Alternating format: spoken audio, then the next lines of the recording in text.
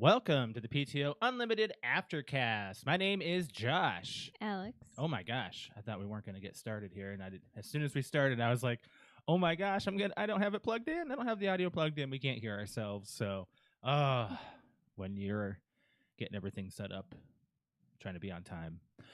But anyways, yes, this is episode 12 of the Aftercast. We have not had one in long time. When did Jurassic Park Dominion, or Jurassic World, the last Jurassic World come out? That was our last one. 7 years ago? Whenever that, yeah. I don't know. 6 years ago? No. 5 years ago? We haven't, no. No. I feel like that was the last time. Oh my God, you don't know what you're talking about. I don't know when it came out. Jurassic World 5 years ago. Dominion came out in 2022, 3 years ago. Wow. Okay. So well, you're way 2020 off. makes way it wrong. I know, but COVID made everything feels like it was like a long time ago. You were wrong. So guys, this is this one we are focusing on one topic. That's what we do with our Aftercast episodes, and this one we finally get to just spoilers, everything out the window. Here it is. So listen at your, I guess, at your discretion. So we're gonna dive deep into Severance season 2 mainly, but we're also gonna talk about. Of course, you can't just talk about season the entire 2 without, season 2 without talking season about 1. like the actual whole thing. We're gonna give our numbers, theories, wrap up review of everything, and it's just tie this off with a nice little bow, like they kind of did with this season finale. Do you want to describe what we are wearing for the occasion? What? Do you want to describe what we are wearing for the occasion? We're wearing our Severance shirts that we've worn a couple episodes ago on their actual podcast. Yours is probably my favorite. Yours is Petey's map. Yes. I think the cat's getting sick. Well, we're gonna have to wait. Yours is Petey's map drawn out on your shirt, and mine is Milchick's line from season 1 when the music dance experience gets interrupted. And he says the music dance experience is officially canceled. That's my shirt. So I love it. Yep. So season 1. Before we get into everything of season 2, let's talk a little bit about season 1 and how great of a series Severance became a couple years ago. 11 out of 10. I mean, I give it a 9.25 out of 10 because 11 out of 10. There are a couple of moments. Actually, I don't know. Do I like season 2 more than season 1 is right now the question. That's a good question. Like, which season is better? I think that's too difficult of a question because it's more like people always rank seasons, like Breaking Bad. I know, but I don't think Game of it'd be. I don't think it's hard because we still have another season at least that we know of. At least one more. But season 1 was just like a new penny, like shiny and like brilliant, and it was very good. It was amazing. And even when I have people, like when I try to talk them into watching Severance, and like, well, I've heard about it, but what's it about? It's still to this day, without ruining anything, it's very difficult to just describe. Right. Like describe even enough to be able to convince somebody to watch it. Like the easy explanation is it's about people that try to sever their work life from their normal life with putting a chip in their head, and basically a bunch of drama goes on in an area you don't really know. You don't really have, and you don't really have that's knowledge like of where you're like at. literally, like, I don't want to say the tip of the iceberg. It's more like a chip of the There's iceberg. a little bit more to it you can give with a little bit more. I know, but it's so hold on. difficult to describe Elevator to pitch for Severance. Okay. It is work life and home life separated, where the company owns this town, and there's a lot of history that you try to piece together. Again, literally. a chip of the iceberg. Chip. No one says chip.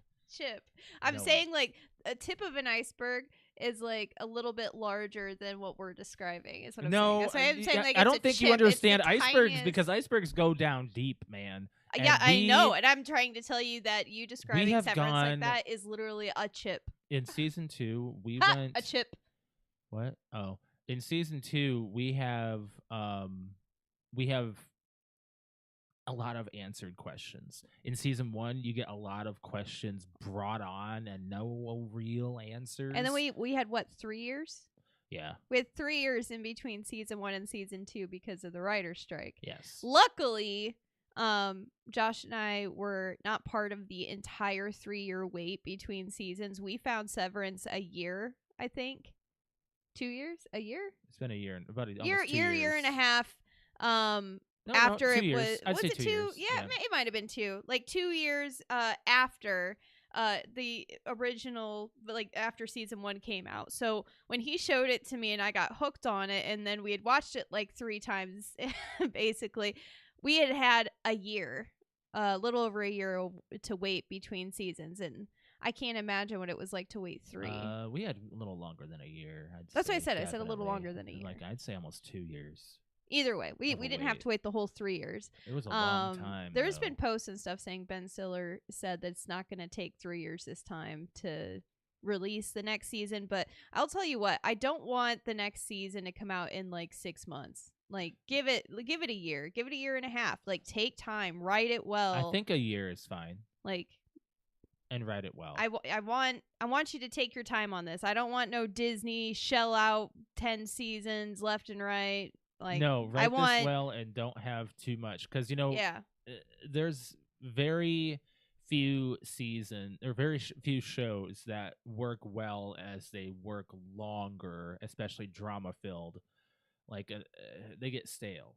They do. So, and it's mainly because like it's just sped up writing, or the writing's not finished, or like you gotta do it right. Yeah. So, but anyways, let's get into this. So, season 1, right after Mark shouts out she's alive, it cuts to black.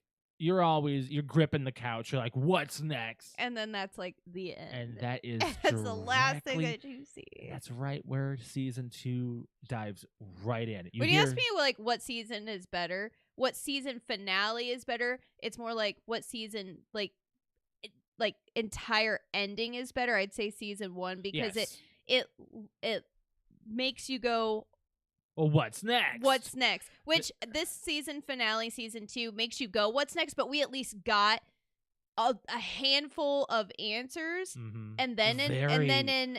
Lot of answers. But an ending like enough to give you a cliffhanger, but not give you a cliffhanger. Yeah. So the opener of season 1, the entire episode, or season 2, the opener of season 2, the entire episode of season 2 is all just all of Mark and what we thought was Helly. What we always knew was Helena, but now we don't know when it's Helly or Helena in the show. At the end of season 2, was it Helly? That is a theory. It's a theory. It's real. I didn't have that until people started saying it, and I'm like, until I brought it up. I don't know if I really think that at the very end. Yeah, the very end. The very end. I don't know. I think that was Helena. You think that was Helena? I don't think that was Helly. Because they've reiterated it multiple times. Yeah. That he can't tell the difference between the two. No, he cannot, but the only person who could. And now he's in such a heightened state, he only thinks it's Helly. The only person who thinks that it would be Irv. Now, Mark did reintegration starting. He started doing reintegration in the middle of the season. And does this mean it's going to keep going? I don't know. They didn't really explain that part. No. Like, is he fully reintegrated? No. No, he's not. So, but we also, because Petey didn't get fully reintegrated. And died. And he died. So I don't think anybody's been fully reintegrated that we know of. But Mark's chip was clouded by Ragabi, and we know that there was a moment. You mean unclouded? No, clouded. She sprayed it with something in his brain, and that caused his stroke. essentially. And we never really got any answers. After Ragabi left, we haven't heard from her. Yeah. We just know that she's terrified of Lumen, and she's terrified of Mrs. Cobell. Cobell. And excuse me. They still went and had Cobell help, so it's hard to imagine. Like, what do you think? I don't know. Ragabi is so like, do not contact that woman. Do not. She will. Even though we know that Lumen has turned on Cobell, but does Cobell she has such a long history with Lumen, and Lumen has a long history with her, and we're just we're finding out that things like the glass glow block, the chip, everything those were her plans. Yeah, those were her ideas, and James. I keep wanting to call him James. James Egan obviously stole that. Yes, he did. And took because only Egans are allowed to have that kind of knowledge, apparently. Yeah. So it's kind of very cultish and very extremely. So, but what do we know about like Cobell? Is she really? Why is she doing this? She says, "I care for you, Mark. I'm doing this for you." That was a weird line. It was weird, but it was subtle. But it was also like, is she just trying to convince him? Like, it's hard to bring that to light. Like, does she really want to help, or is this just her way of getting back and trying to get credit for her work to get herself back into Lumen? I don't think, in my honest opinion, what is her advantage and what's her end game of helping Mark? Is it for herself, or is it really for Mark? I think it's to finally get recognition of what she's done, because she has been like trying to follow all of the. Because look, even after she got fired, she still grabbed Petey's chip and did all this other stuff and said, "Look, I did this," and they wanted her back and all this other stuff. So it's just like, exactly. I still think that there is the mean Cobell. Oh, absolutely, yeah. Because she's smart. Yeah. She's smart. Yeah, she only does what benefits her. In it for herself. I think she's trying to do this, but I can't tell you what the end game is for helping Mark. I don't know. Like, that's the thing, circling back to Ragabi. She said, do not help this, or do not contact this woman. And that's the last thing that you heard. That why would they write that in there and then just completely get rid of Ragabi? Like, she said, don't do it. She's Lumen inside and out. Don't contact her. But what do? They contact her. Yeah. Honestly, I think it felt like there were a few storylines that were added that didn't feel necessary in season 2. Like Dylan and his wife. Why is that? Why is that not necessary? We need to know behind our main characters' lives. Why did they sever? No. Dylan still wound up going against the grain.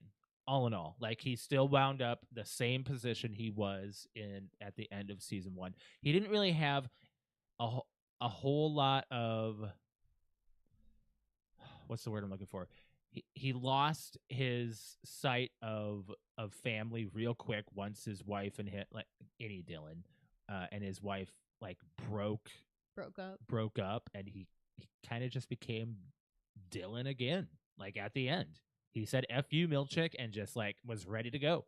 Well, because he got that letter from his Audi, and he understood him. You think so? Yeah. I think that's what the letter was about. He read it and he was like, you know what? His Audi said, you are such apparently a badass and my better self.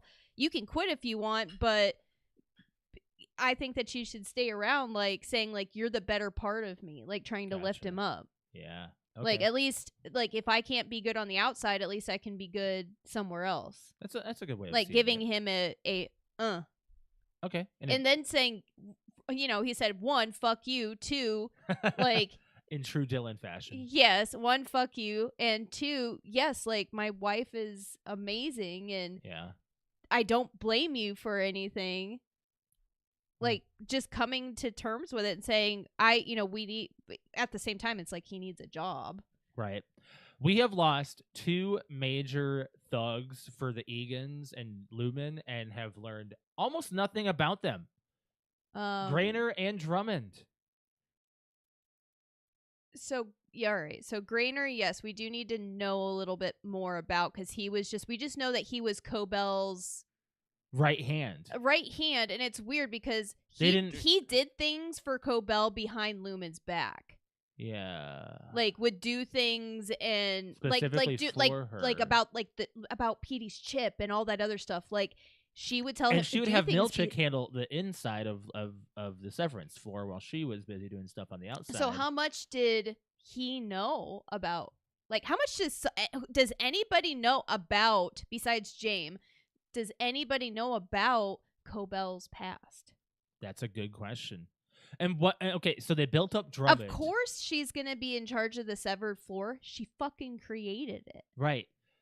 So they built up Drummond this entire season only for him to go out. It's fine. He probably has a dummy. Now you're thinking the clone thing, right? That we were like, yeah, but I don't think he has a clone. I think he's gone. I think he's long gone. He was a built up character. Everybody hates him, and it was a hurrah when he died. That goat scene was very, very hard to watch. It was. I was like, please don't shoot the goat. What's her name? I gotta. I can never remember her name. I gotta look up her name. The something. What is she in charge of? Mammalians Nurturable. Yeah. Oh my god, I don't have her name. I was looking at the cast just recently, and she's not up. I know. I don't remember what her name is. Her character's name is Lorne. I know that. Oh well, then let's just call her that. I don't know what it's Gwendolyn Christie. Oh, the actress. Yes. Yeah. She is in Star Wars Episode 7 and 8. She's in Game of Thrones. Silver Stormtrooper, and she's in Game of Thrones. Yes. Yeah. What do we call her? Brienne. That's her name. That's her name in Game That's of how Thrones. I know That's her. Just how we know her. She's Brienne. Brienne of Tarth. Yeah. Yeah. But yeah, her character is like. She redeemed herself real quick. Yeah. It had to happen. So all right. So let's go to that scene real quick. Let's break that down. The walls opened up. So. There's secret walls that we don't know about. So the walls in the hallway.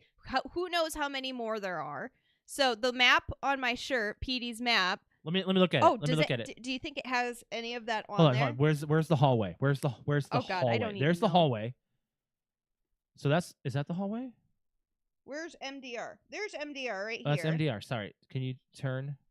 Break room is right there. The arrow down. Like, is there any break in this that shows like not a room? And it just, I highly doubt Petey would know about that room. I mean, he does know about all this. Wellness is right there. Team building. Break room. I don't know what that is. I thought that there was an arrow. I thought that he had a.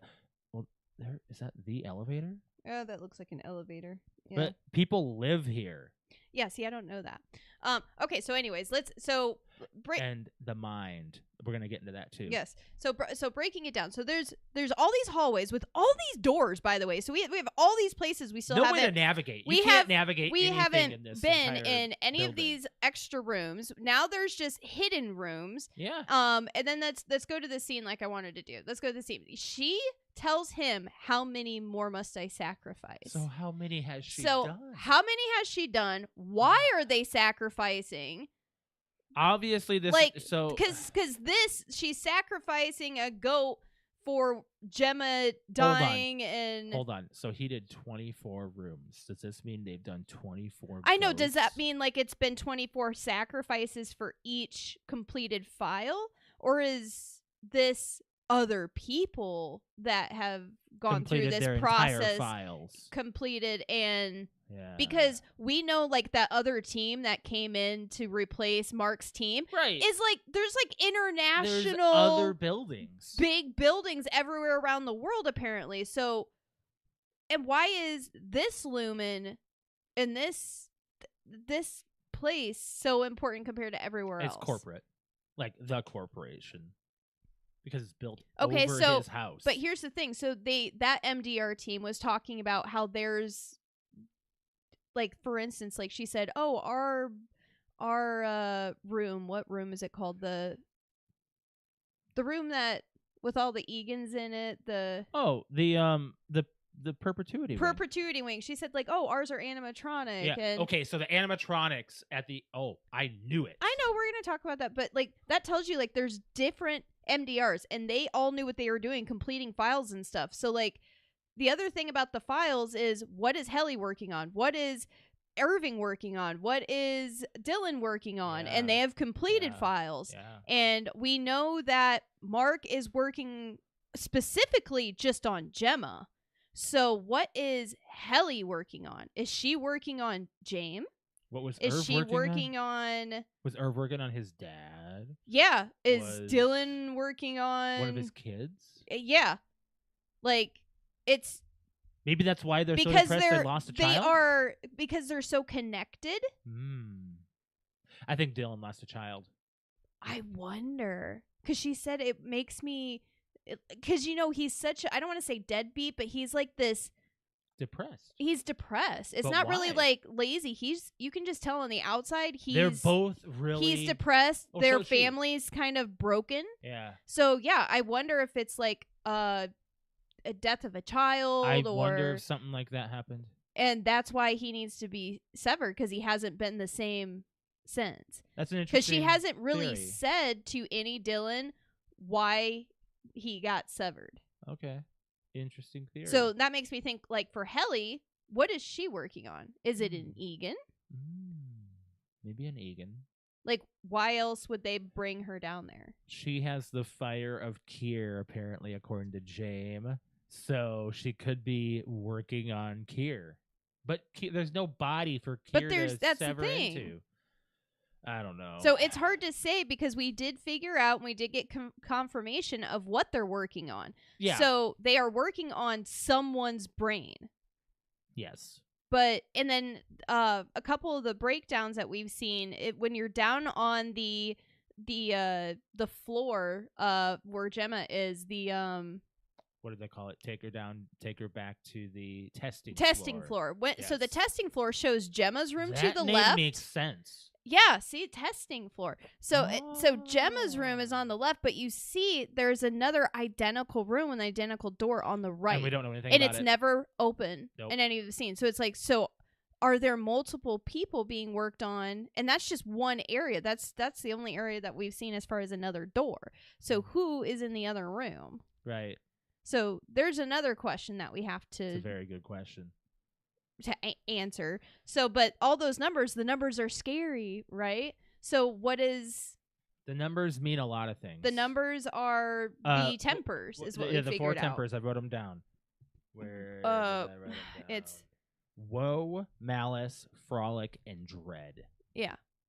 Which makes sense. Like the 4 tempers of like, you know, the way a person. So, and every single time he completes a file, he makes a new innie, is basically what Cobell said. And that's when he's like, I've completed 24 files. So they have severed her brain 24 times. She is going to be a little messed up going outside. Let's go into the Gemma thing real quick. 24 times. And they keep referencing after he completes Cold Harbor, she will be dead. So what are they going to do? Were they supposed to sacrifice her? Was she just can your brain only be severed 25 times and she just drops dead? She didn't complete the process. Yeah, it wasn't fully completed because Mark got her. That was quite a scene. It was. Oh, I loved it. The fact that she got scared, but like her inner self said, I can trust this person, and then went with him. Could you imagine us? Like, that's just what we see. Like that's like that soul bond. Yeah. I think I would actually, I could put myself in Mark's shoes pretty easily. Oh yeah. Yeah. That is a scene. That's quite, I was crying. So we know a reason why they're doing this. Yes. because it said Kier's goal or whatever was to end the fight with like all pain and whatnot. And all of these rooms that she goes into are like traumatizing daily things that people don't like, and like the worst thing being like the death of a child or losing a child. And she they got keep a talking lot. about the barriers are holding and Yeah. stuff. So meaning like she went in and she disassembled a bit her lost or dead baby's crib and had no Yeah. emotion. Uh-huh. Like basically said the chip is working. Yeah. Like whatever they're doing, like the blocks and stuff, Because is nothing like, holds the love between a mother and their child. exactly. So obviously that's working, but like she didn't complete the process from what I understand. From what the reactions were, that's what we got.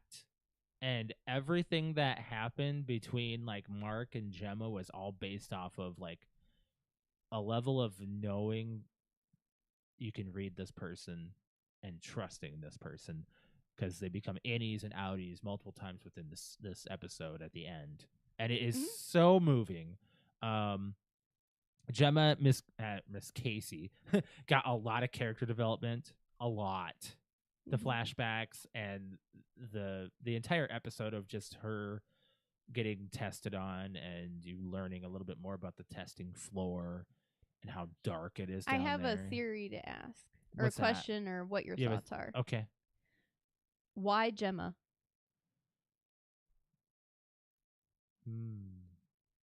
Did she really? So we still don't know if Gemma was actually in a car crash. We still. Why didn't she like the clothes? Those were the last clothes she was wearing the last time she saw Mark. When she left the house. Huh. Interesting. Okay. So, okay. Did she get kidnapped? Uh-huh. How did she get coerced into doing, like, we need to know what was happened. With the car in the water in the intro. Everything else got answered. We need to know what happened to Gemma. That's what we need to know. Why Gemma? Did they take her? Did they fake? I mean, obviously they faked the death, but Mark did say he had to identify her body. Do you remember that? He said, when he was like at the restaurant with Devin, and he was burnt like, body though. He did say burnt body, but he said, did you have to identify your loved one's burnt body or something like that? Yeah. So, like, we still don't know about that. Like, we still don't have flashbacks of... We saw a flashback of, like, the cops coming to the door. Yeah. And that's it. I think that's all we know. I know, but that's all we know. But we know she was in a car accident, and all of a sudden she's gone for 2 years. So, why Gemma is my question. Like, why her? And why is... she asked, like, what happens when I complete the last door or something? Like, will I get to see Mark and the one guy? Here the world will see you as they should, or something like that. Yeah, basically saying like they're gonna see Kier. Okay, I gotta add. It's hard to say. Like, you can't really like theorize what that is really. Why is she so important? Is it because there's such a main connection between the two, and they were being like watched the entire time by Lumen, which can happen. I mean, they own the whole town. So true, but like they did say that Mark completing that file is basically the greatest thing that can happen on the planet. Yeah. So the planet, think about that as like the universe, in the history and humankind. Like what? Yes, we know that they're trying to end pain and sever minds and all this other shit, but like, what is the big picture? Yeah. What is this like cult about Kier? I mean, is Kier going to be reincarnated? Is like there's so many theories about that. Like, but it's hard to say what exactly is what's going to happen. Yeah. And as Mark is saving Gemma, and they get into the elevator, and the doctor is running after him, and he goes, "You'll kill them all." What does he mean? You said all of her severed people? You think that it's that, But what else could it be? What else could that mean? Like they're not going to just throw that line at this dramatic, you'll kill them all. Well, the same with Cobell yelling out, I care for you. There's these lines that you just got to kind of like, what did they freaking mean? Because you got her caring for Mark. Why does she care for Mark? I think she's just pulling his chain again. She did that and was able to act like multiple different people for so long. So, like, I think that she still has, like, some type of ridiculous... You don't suppose it's an adoptive mother thing? I don't know about that theory, to be honest. I don't. Now... I don't know either. The other question that I have kind of about all this that develops into a theory is, you know, Mark and Devin talk about, like, being brother and sister. They never really talk about mom and dad. They talk about their dad being an alcoholic. Okay. But they don't really talk about, like, they have each other. Yeah. And there's the birth of the baby and all this, and all we see is just no parents. There's no family. It's just Devin and Mark and Rickon. Why is that? Do you suppose? So where's I think where's their parents? You know what? Mark and Devin don't look anything alike. I don't think we need to They look might too much into be that. adopted. Maybe. Just Cobell could have given him up. Maybe. I don't know. I don't. I mean, You know, I get it. It does. simple. It does could say, just be and that we do easy. know James himself does tell Helly, I have. Oh no! What if Mark and Helly are brother and partially sister? Related? I've thought about because that. What if she? Her he and said, "I have James fathered." Sired. I've sired many in the shadows, is what he said. No. And that clarifies when Cobell drives up to the delivery place Mark could be Kier. and says it's one of James. Like, no one's to know about it. Oh. So there are multiple times God. he has. And who is he impregnating? How, like, He just said random people because he wanted to see what happened. Is it just random people? That's what he said to Helly. Yeah. He's like, I've sired many of them, and none of them had the fire of Kier, but you do. So who's Helly's mom? That's a question. Who's Helly's mom? I don't know. That might not be important. We don't know any moms. No, we don't. Well, I mean, other than, like, you know, Devin being a mom and what's her name? We know Cobell's mom died. Oh, I guess. We know about that entire story. I guess. Because that was her entire bottle episode, which no matter what you do, nothing will redeem her. No quality redemption for Cobell for me. Sorry.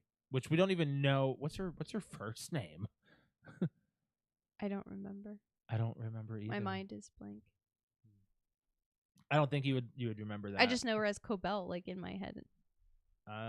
It is Harmony. Harmony. Oh my God, that's that. right. I knew that. I feel horrible for not remembering that. Yes, yeah, Harmony. Okay, so I got a couple of questions. Well, first of all, to let you know, because I looked into IMDb of because we still never really got answered who the Shadow character was in the first episode of season 2. Oh, that's looking at Mark, or yeah, it's Shadow Mark. It's basically just the his Ortbo, double. It's the Ortbo, whatever those were. The double, the we still the haven't clone. gotten that answer. So I mean that's another can of worms. Is we've got they're building clone-like clones. things, we maybe? know that the clones are real and they are a thing. They might be, but the only way that will actually get answered is if both Drummond and Grainer just have clones and you see them in the next season, and then boom. Can you imagine if it was just like clones, like the ones that died were the clones or something, and not their like real people? Or it doesn't matter either way. But clones don't necessarily mean that they're less intelligent or less mobile. So all right, so a clone. Clones. So here's the other thing. So a clone is another body. This is a physical thing. Yeah, and we have seen them twice. Yeah.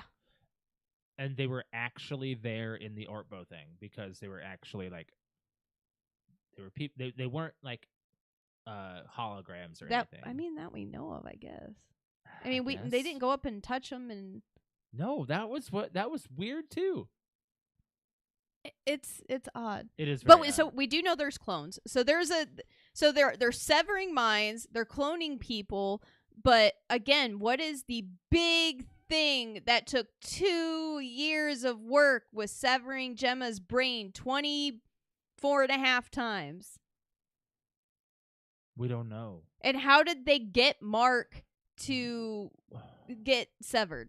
What if they were trying to put Kier, not just Kier, but all of the Egans, I guess, in Gemma at once? How many times did they need to split her? I mean, then they would just switch her from different Egan from time to time. Maybe. That would be. But what they're doing frickin' is nuts. they're What if that is what happened? but they're taking, so it's so difficult because they have okay, so here's the other thing. I have it written down. Okay. Let's see here. I just want to know what the goats are for too. Okay, so for one, That's they're a big one. constantly taking like Gemma's blood and stuff. Yeah. We even see it like at the blood donation thing at the very beginning of them meeting, and they're just donating blood. Right. And it's through Lumen. So is she carrying like a gene, like a special gene She that's could like a be. god gene? She could be. Maybe he is and she is too. What if we find out that they're like brother and sister? I think that would ruin the entire thing. I don't want that. I don't want that at all. So is she like the missing link, basically? Like, is she part of the royal family kind of thing? That could be. That could be. Like, is it like a long history of maybe Kier screwed somebody on the side and the Kier family kind of died off or something, and they found her that way, or what? I know that's just something. Yes, end all pain. Why is her death so important? That's the other thing. Why is her dying? Her sacrifice or anything of that nature. But they don't tell her they don't tell her, oh, you're being sacrificed, or they don't mention her being sacrificed. They just say, if she's like, even Cobell says, if you've already completed the file, she's already dead. Like, what does that mean? What does her dying and like what does her life mean? Because once she's severed, then what are they going to do? Take the chip and implant it in somebody? Like, that's her chip. That's her memories. That's right. So what's the point of killing her if, like, do they mean kill her physically, or are they just saying they're going to end the rest of her brain and just turn her on and off? Like, it's so weird. Like, what do you mean kill her? Because then you go to the goat and the goat scene that we were talking about. In the goat scene, he says the goat will be embodied with and guide the body, or entombed with, a woman of great importance. So I guess that means, like, yes, her body will be dead. So then what's the whole point of the severed chip thing? Like, what's the point of her chip then? Good question. Maybe that gets put into somebody. Maybe? I don't know. Like, see, that's the thing. It felt like Irv had less to do in this season. And, him going off into this sunset, of course, I don't think is going to be the end of seeing him. I wonder if that train just goes to Salt's Neck. Okay, so Alex, to go... What if that train goes just to Salt's Neck? And that's it. It could. They did say, he's like... stuck in Lumen. Like, he just cannot get out. So... that I will skip what I was going to say, because that took me to Irving comes back and they work with Bert to get Mark out. So that's what I think it might happen. That is Irving something. gets off at a certain thing. Cobell calls her. So when they're at the Ortbo, yeah. and he says, and Seth gets on the thing and says, and the glass glow block or whatever. Do it now, yeah. Do it now, and he does the same thing to Irving. So glass glow block, we have to figure out what that is. Is that they can turn turn their Audi into an innie and vice versa anytime just by like a click of a button? Yeah. So if that's the deal, and they don't have to be on a severed floor or a severed area. No, they don't. But what's the range? That's what I was going to say. What's the range? So what if Good question. somebody gets in there and turns Irving's glass globe block on. Hmm. And that Irving goes, "Oh shit, we've got to get back." And then or Bert ends up coming to his senses and trying to find them, or there's no way you can take two of the highest paid big actors and just end their story like that. But you can't. So we'll there's definitely gonna see be a both of them. redemption. There has to be. Yeah. So, but we do know with Bert is done some very bad things, and we still don't know True. 100% what and why, and we just know he's been with Lumen a very long time. Yeah. So, but for him to go do all this for Lumen and to go behind Lumen's back and just say, "Oh yeah," because Helly says we're attending to Irving. Basically, she says it to his father, or she says that to her father. Yeah. Like we're looking into, or we're taking care of him. Mm-hmm. Like, so meaning Bert is a hitman. Yeah. And yeah, I don't know. It's just that's another like big thing. Bert like being a hitman definitely, or he's just a driver. You know, a driver, but maybe his chip, like maybe he's able to turn his chip off and on, and he turns his chip on to kill people. And then turns it off because he says, "I want you to know I never hurt anybody. I just drove them and I didn't know what happened afterwards." So maybe he has the power of doing that. And maybe he did that before and it was like, you know what, I can't do it anymore. So I want to sever myself to be able to turn myself into my innie and kill people and then turn it back off so I don't remember. Yeah. Like, I can see that being a thing. And maybe he's been severed more than once because you've also got his innie on the severed floor, which is just this, like, nice... He's just entirely different, smiley. Like, it's like his good self is stuck down there. Yeah. Kind of thing. Yeah. So, I feel like he's been severed more than once. That's just my theory about him. And longer than what they said. Oh, yeah, definitely longer. They said 20 years. He's like, and he's hasn't it already been around for 12 years? Yeah. I don't know about that. I don't know. A lot of this is a little shady when it comes to Lumen, and there's a lot of secrets, and it's really just an interesting show that if you follow along and you're interested in the characters and their development, you like the show. You will. But there are a lot of people out there who are like, "Oh man, I just don't know if I can get into this because it's not action packed, or there's not comedy all the time, or there's not something this or that. It's hard to follow, or there's too much investigation work because everything is all questions and hardly any answers." But you get a lot of answers as you keep watching the show. That's the thing. So I think that when we get into season 3, and if there's ever a 4th one, like, we're gonna be sitting there like, oh man, imagine the way we were a season ago. Because last season we were stuck in like one area, the buildings and Mark's house. Mm-hmm. And his sister's house. Like, that's it. Like, those 3 main areas, and that's all you got. That's all the knowledge you got of this. And then it started spreading out. Season 2, I turned to you halfway. I was like, man, we were so innocent last season. We didn't know any of this stuff. I know. So it's just interesting how it progresses. So on the other end of to talk about the glass globe block, you know when Seth gets on the walkie, and he says, "Turn it off now." Who is he talking to? And is it just a button? Like, how do the chips work? And are there multiple different like blocks? There's the overtime contingency. There's the glass globe block. There's like there's lullaby.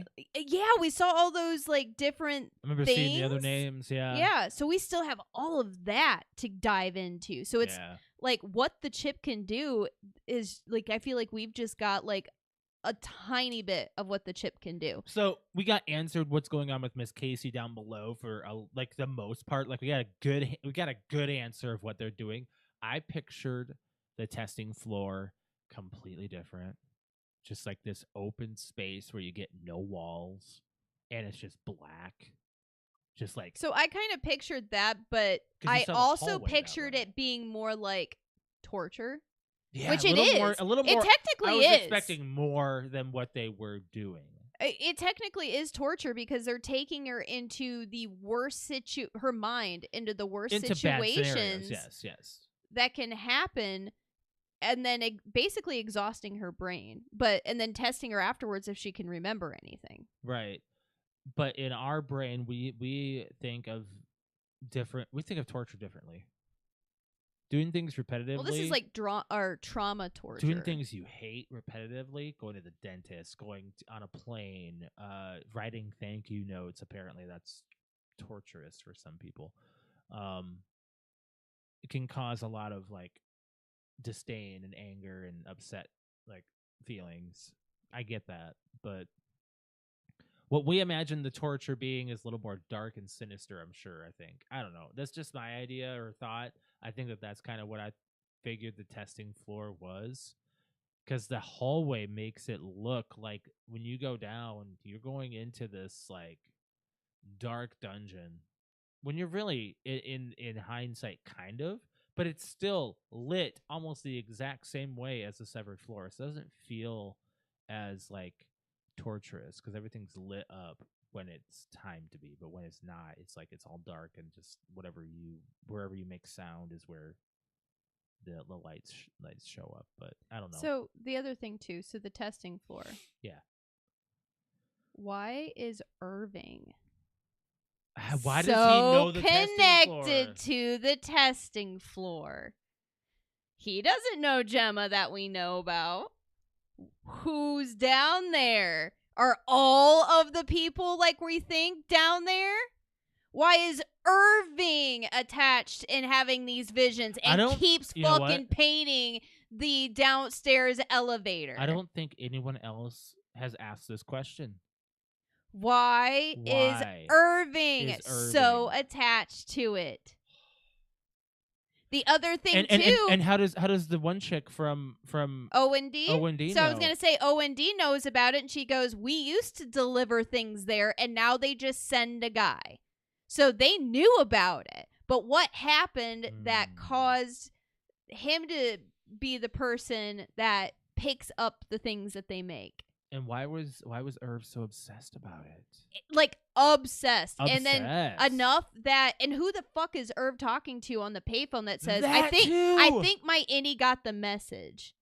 Like, who got the message? You or are who's asking he talking? Questions from the early parts of the season. That's that what we I'm never trying got to answered. say. So I'm like, that's what popped in my head was like, so we didn't know about the testing floor, and we wouldn't know about the testing floor if it wasn't for Irving. Huh.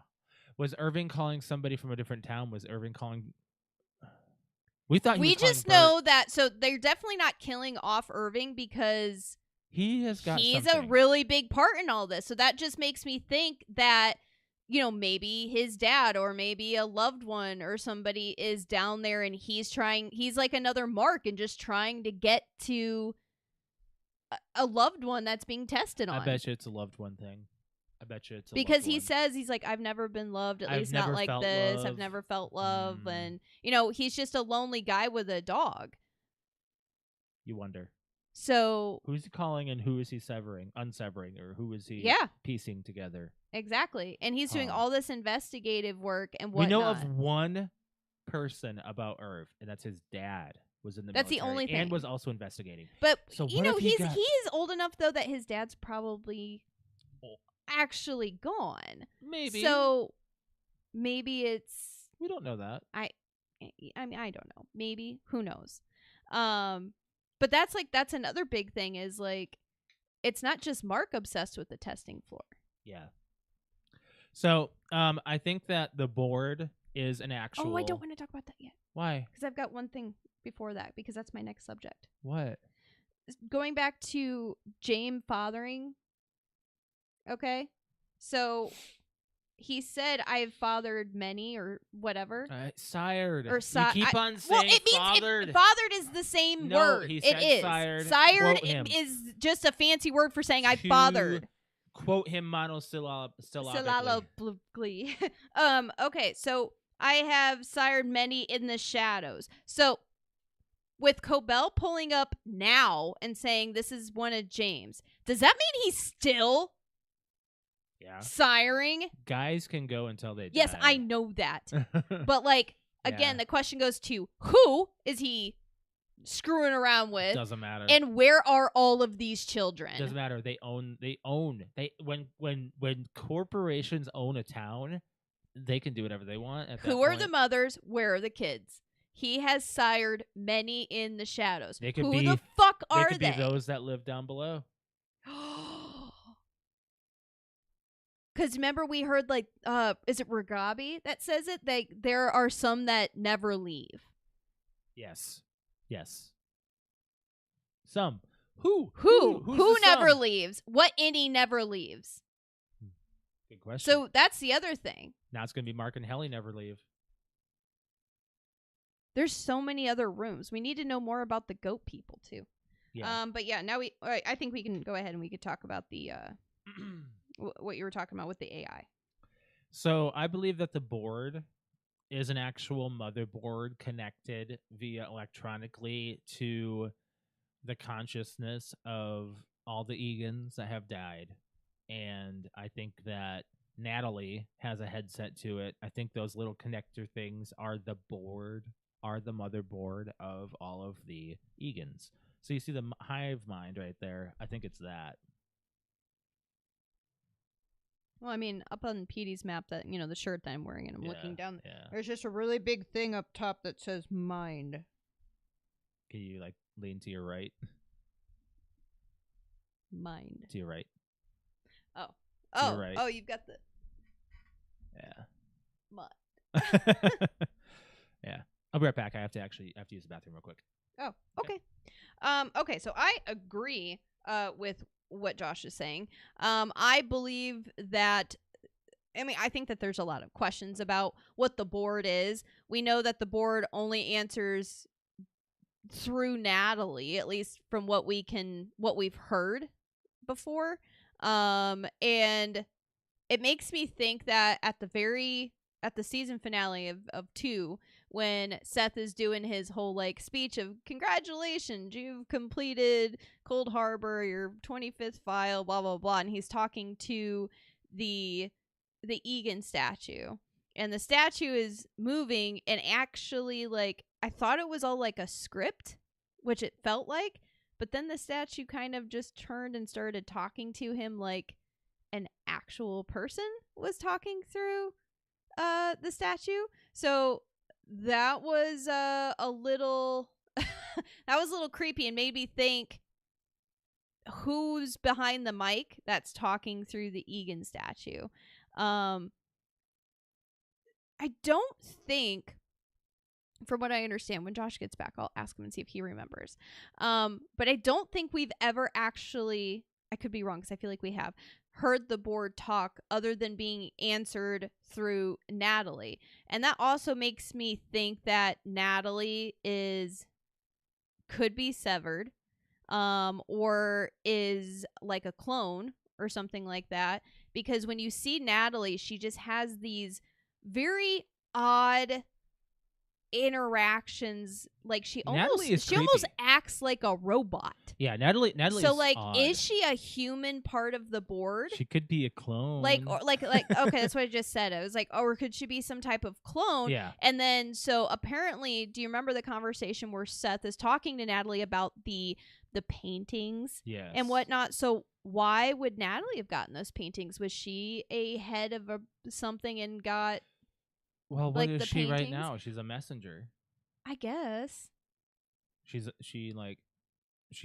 talks for the board, speaks for the board. I should say. All right, am I right that we have never heard the board other than when Natalie says, "This is what the board has said"? Yes, we have. We have heard the board. Yes. I thought so. When? It was when you heard him speak. You heard him say yes or something, and then they said one thing. It was when Harmony was talking to Natalie in her office, and she was talking about PD reintegrating. Okay.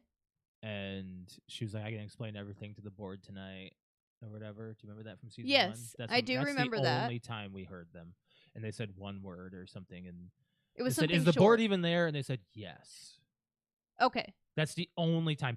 And it Is the board even there, sounded Natalie? like Kier's mannequin.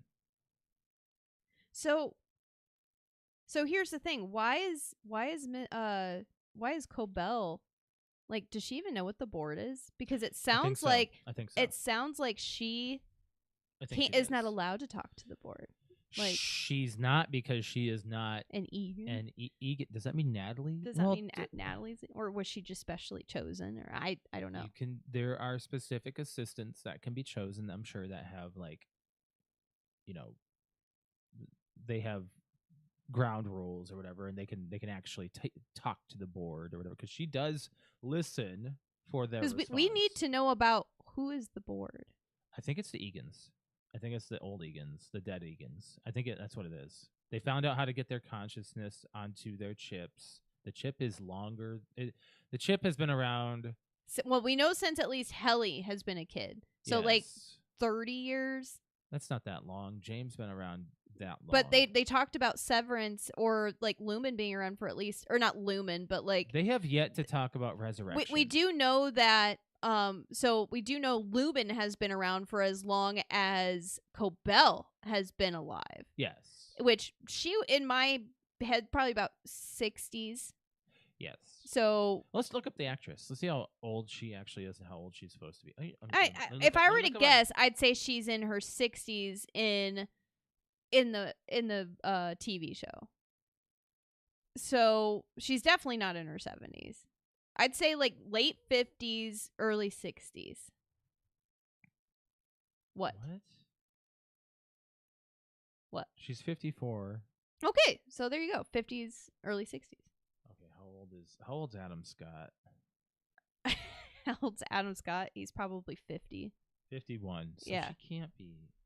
So, but they're not. Sibling? Okay, so here's the thing: is that I know, but here's the thing: they're not making Adam's character look 50 in the show. They're making him look like he's more like in his 30s.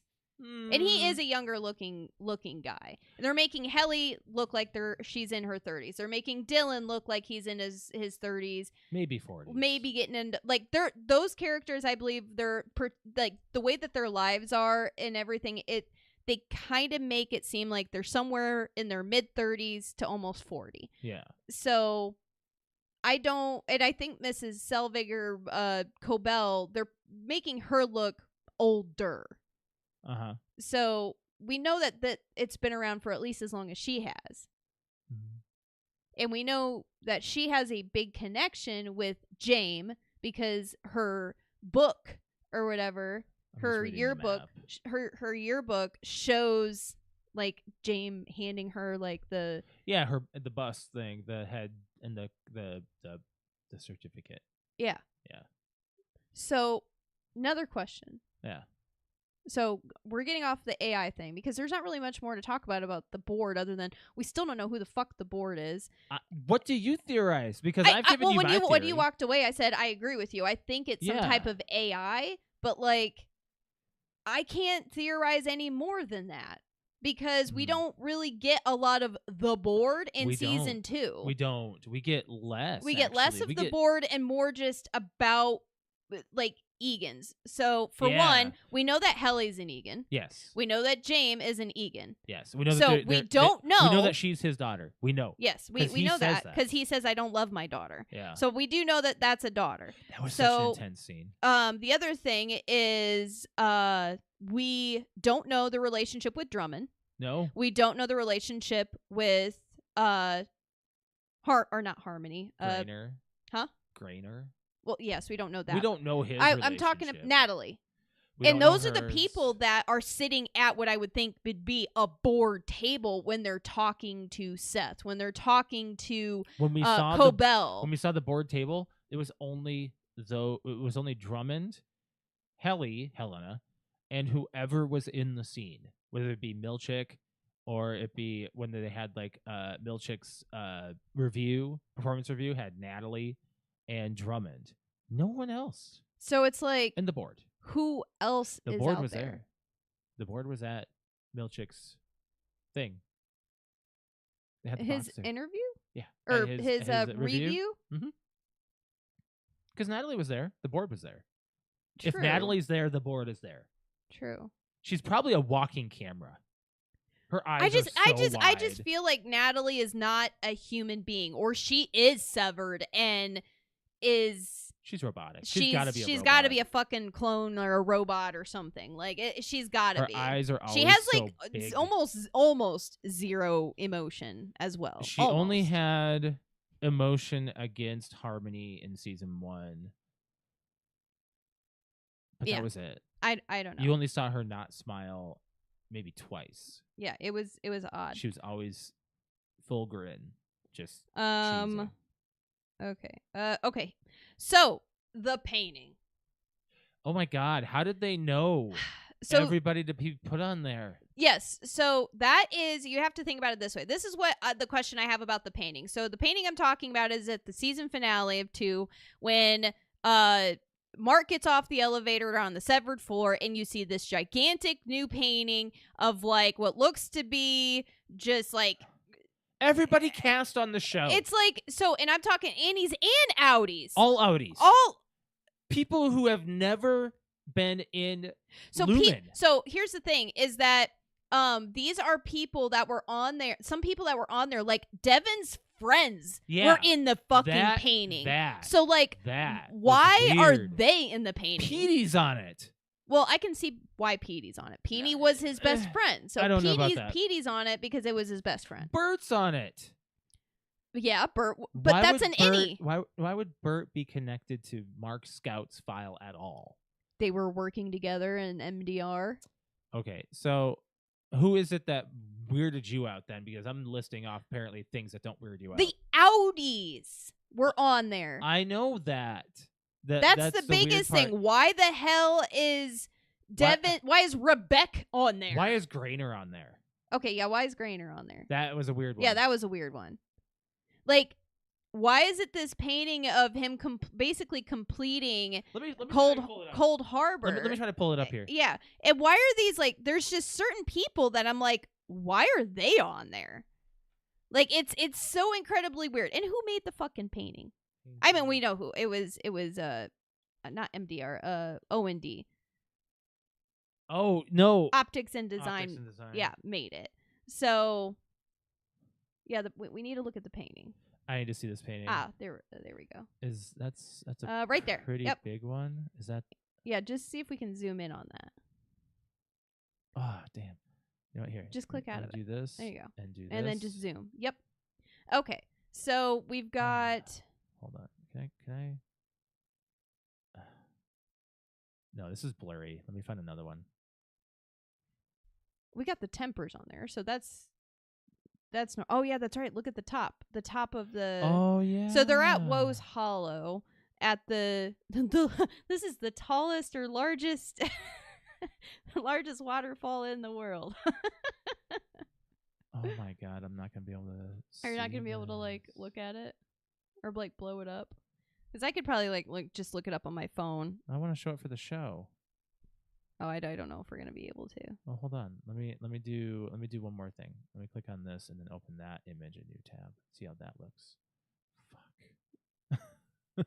Yeah, of course it's not gonna work. I just want to show this painting. It's a good painting. Maybe that'll work.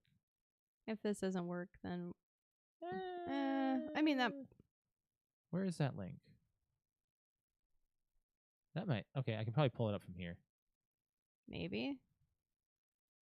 Yeah, because it happens in order. Right there. Yeah, that's good. There you go. There you go. Now we can pull it up. Okay. Now it works. Sorry about that, guys. This is an audio podcast. Okay, so who do we got? So in the back, we have Devin's friends, which are the ones that are like super like odd to be on there for me because like this is any any Mark is I'll point to them here. so on the yeah, screen. any Mark is seeing this this thing, right? So he's met them technically on the outside, but you've also got people like you zoomed out. I'm trying to. Well, it's too. So you've got Devin on there. You've got Rickon. Who is this guy in the tie? That? No, right in front of him. That? No, right in to that. Right, yeah, who's that? I think that's Petey. Okay, that might be Petey. Yeah, that's Petey because there's Cobell. That is his sister, their baby, Helly, Irv, Cobell. Who is that? I can't see who that is. That's optics and design. Yeah. Rickon, Devin, or Dylan, sorry. Yeah. And that's Mark W. and their replacements right there. So that's all. Yeah, and basically everybody in the very back that you're pointing to is all of Devin and Rickon's friends. I'm like, why the hell would you? This is all from A Million's Nurturable. Yep, got that. That's obvious that they'd be in there. Oh, they have their clones. That's the clones are in there, so that's odd. The Tempers are in there. Woe. Why would Woe be in there? Just Woe. All the Tempers are in there. Oh, all of them? Yeah, look I see in the back. Sorry. All the Tempers are in there. Yes.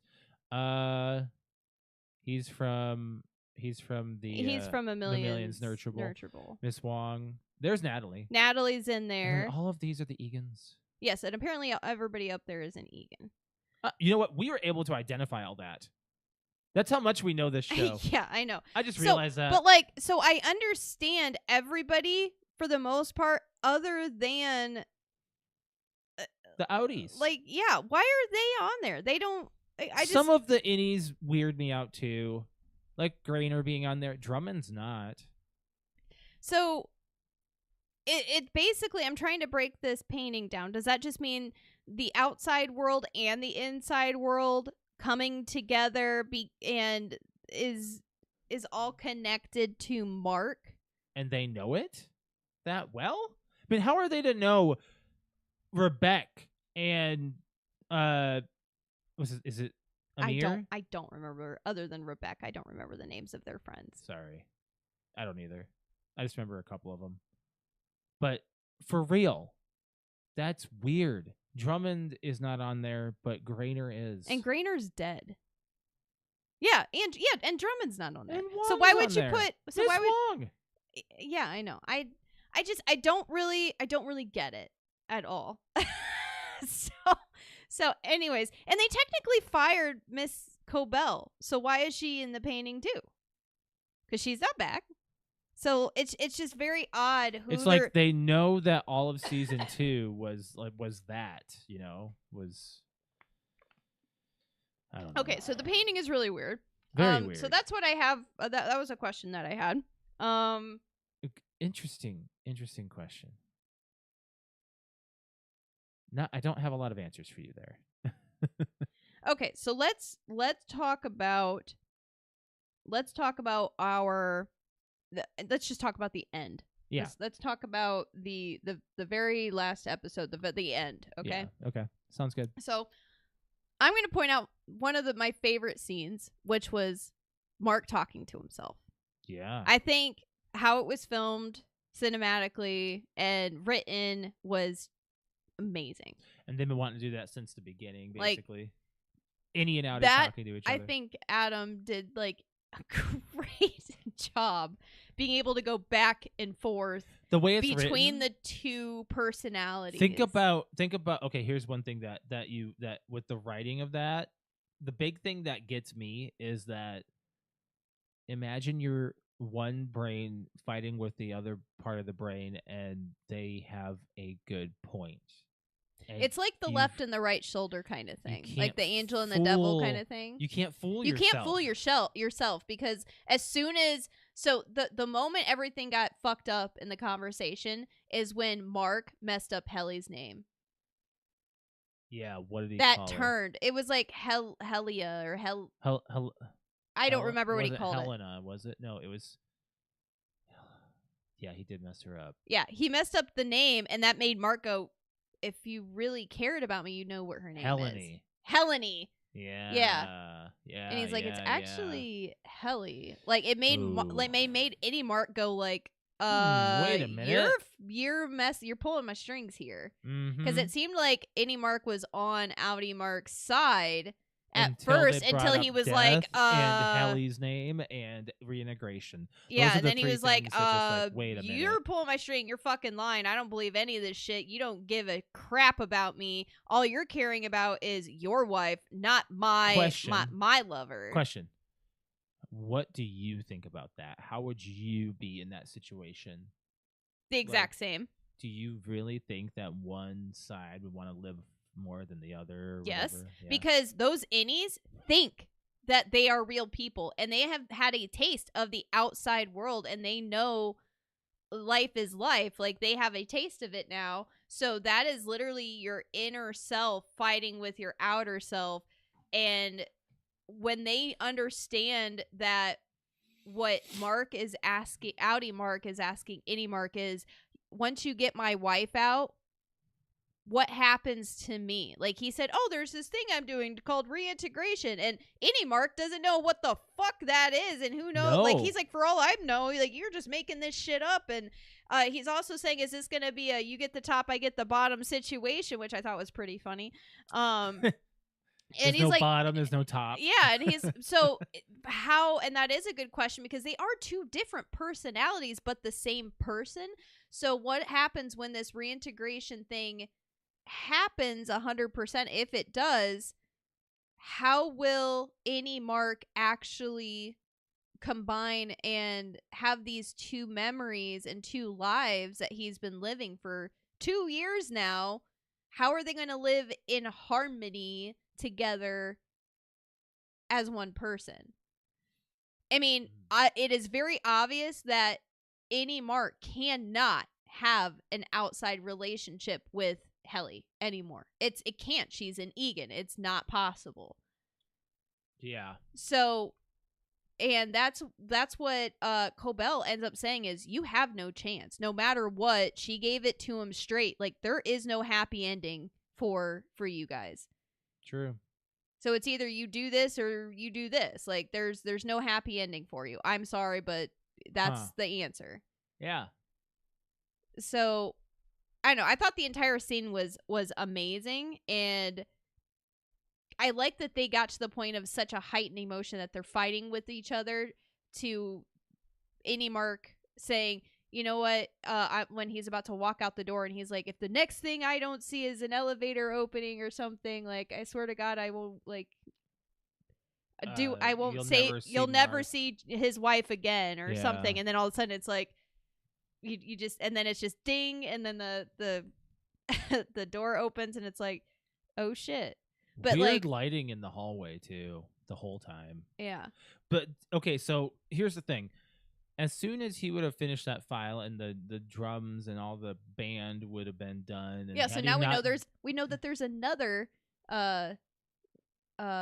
department. Yeah. I don't know what it's called. Something about entertainment or music or whatever. So we know that there's a music department, which we think tied into the waffle party at the end of season 1. Yeah. So I was going somewhere with that. What do you think would have happened to Mark had he not done what he done, had not whatever happened? Would you think Mark would have been ended just like Gemma? Because he knows too much and he's no longer important? What do you think would have happened to Mark? If all of this wouldn't have happened, and he doesn't know about any of this, and they would have just kept working and going to work. Yeah. What do you think would have happened? They would have killed off... Gemma would be dead. And Outer Mark would still think Gemma's gone, and Any Mark they would just be like, congratulations, don't think anything of it, and glass globe block him or whatever and just turn him off, and then tell or sever him again and go have him work on another project, or could have told Outie Mark, you know what, we're done, come up with some excuse and say, all right, you're done, you're fired, or anything could have happened. But Outie Mark knows too much too. Now he does. No, but for real, in this scenario, had Any Mark just been like, no. Oh, you're saying this happens, he didn't go with the plan that they did. What do you think would have happened to Mark then? Do you think they would have killed him? I don't think Any Mark would have. I still don't think he would have came out, because if he would have went up the elevator without doing anything to get Gemma back, like, Yeah. then he knew I think he knows no matter what, the moment he leaves that severed floor or leaves Lumen, he's never coming back. He will never be on Lumen property again. So I don't think no matter what, he would have never gone up he would never leave, would have never gone up the elevator, because he just knows that he would have been like, okay, fine, well then I'm never going to use my Innie again. Okay. So no matter what, Innie Mark is stuck. Yeah. Okay, so let's talk about more, like, so that was my favorite part of the episode. What was the camera part? Was them talking to each other. Mine was when Gemma and Mark finally reunited in all different aspects, where Outie Mark met Innie Gemma, and then but it wasn't Miss Casey Gemma. It was just Innie Gemma. It was a Gemma that didn't exist. Yeah, just another Gemma. And then and then she finally passes through the threshold and becomes Outie Gemma and Outie Mark. That was just that gripping scene. And then they get into the elevator, and then it's Innie Mark and Miss Casey. And then the last part is Innie Mark and Gemma. Outie Gemma. Yes. And so to bring that question up, or that, not question, but knowing, Outie Gemma does not know that Mark is severed. She just sees Mark. Yeah. She just sees Mark. Yeah. So on her side of the door, her side of the glass at the very end, all she sees is her confusion. Yeah. And sees him run off with another woman. Does she know? Does she know who Helly is? Yeah. Does she know and recognize who Helly is? We don't know We don't know Gemma's full backstory. So I think that this next season, at least a couple episodes, we're going to get a lot of Gemma. I think Gemma will become more main character next season. Yes. So if do you want her to be more main? I mean, we don't really have a lot about her, and I feel like we would get more. I'm hoping we would get more of a backstory about flashbacks of her being taken. Yes. Like, I would love to see that. Like, do they drug her and all of a sudden she wakes up? Like, what do they explain to her? Like, you're going to do this. We know that she's tried to fight to get out before, because the doctor's been, what they say? Broke his fingers or something before. So she's obviously disobeyed plenty of times and just knows she can't leave. That could have happened while she was severed, though. Or it could have also been that. Yeah. But like, who knows? But she also downstairs has asked, like, will I get to see Mark again? It's been 2 years. And then at the same time, the doctor comes in and he says, you know what, your husband remarried and they have kids and all. Like, he's trying to convince her, like, no, you're gonna stay here, there's nothing for you up there anymore. So what happened that night when she left to where she's at now is such a huge question. Yeah. And how do you tell somebody for 2 years straight that you're gonna do all of these testing? I think we're gonna get like a 2 year I'm hoping episode? Like the first half or the first couple episodes at least, or at least 2 episodes somewhere, is just dedicated, like a bottle episode of just Gemma. Maybe she's in therapy, or maybe she's talking to Vergabi or Cobell and they're going over Gemma everything. Doesn't look like she's got a scar or a scratch on her. We don't think so. Or a burn or anything that we can see. So she was obviously not damaged in the car accident. Or whatsoever. Was there really a car accident? Yeah, maybe we'll get answered that maybe she is a plant. Maybe she's not really in love with Mark. Well, maybe she is. Maybe she was. She's definitely. I don't know. Maybe. So. She's definitely. They can't do that. We got Twilight Zone references throughout this entire season. And the one that really got us was the one that referenced where a mannequin comes to life for a period of time and goes back to the 7th floor, or goes to a specific floor. 4th floor? Yeah, and then they take turns, apparently. Like, other mannequins take turns, like, so enjoying what it's like to be alive. Other people take turns being alive? I think it just represents the Innie and Outie thing. Going up and down the elevator. I think that's all it represents. What if Gemma was only allowed to be out and about for a period of time before she needed to be reintegrated or resevered? Well, we don't know what her life was prior to exactly meeting Mark. There's a lot of questions about Gemma still. And we can't just I mean, we know that Mark was just a regular guy and taught college. Yeah, we can't take everything at face value, though, because there's a lot of things that as soon as you learn about something, it's almost like, I don't want to say it's overwhelming, but when you start learning about backstories, it really does tell you how they got there. The only person's backstory we know practically 100% about, for the most part, other than why she's connected to Mark, is Harmony. We know a lot about her. We know more about her than anyone else now. I still think that because of that bottle episode. I know, but I still think that there's a lot. I think that bottle episode answered questions, but it brought a lot of questions. We still don't know her connection to the Egans. We still don't know her connection to Mark. Why? So why did she drive all the way out there to get she made all that? Why does she need that notebook? Why? And who's driving up? It's not Drummond. No, Drummond was back. Drummond's at Lumen. It's not Drummond. Who the hell is who is driving up? Because she does ask when she's there at Salt Snack. She's talking to her ex or whatever they got. Whoever that guy is. That guy. The drug dealer / restaurant She owner. calls him. His name's like a name of a state or a city. I don't remember.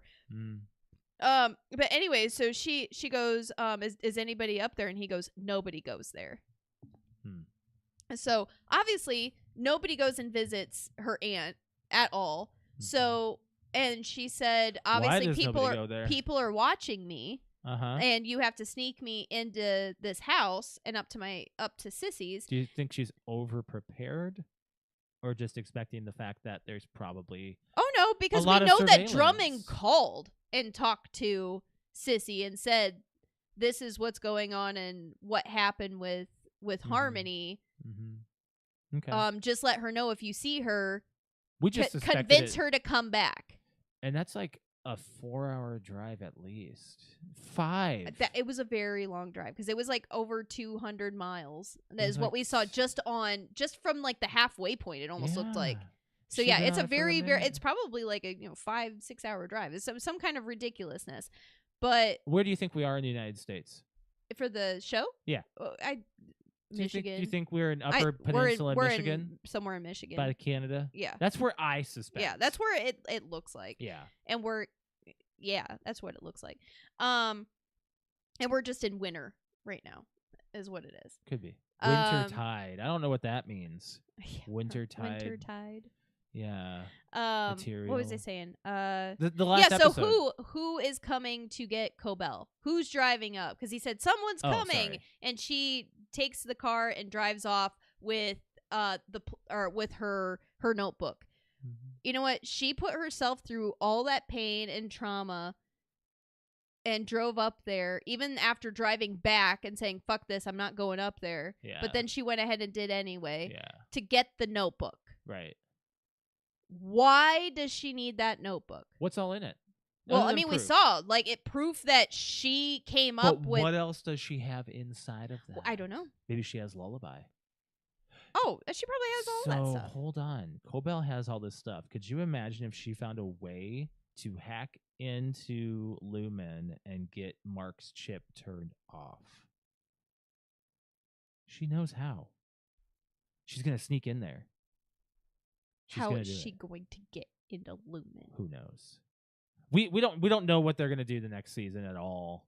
So let's go ahead and maybe Gemma. Let's go ahead and maybe we got to talk about this episode still. Finish up Well, the end of this episode, our podcast episode, I think needs to be we talk about what we predict will happen from in episode 1. What are we going to see next season?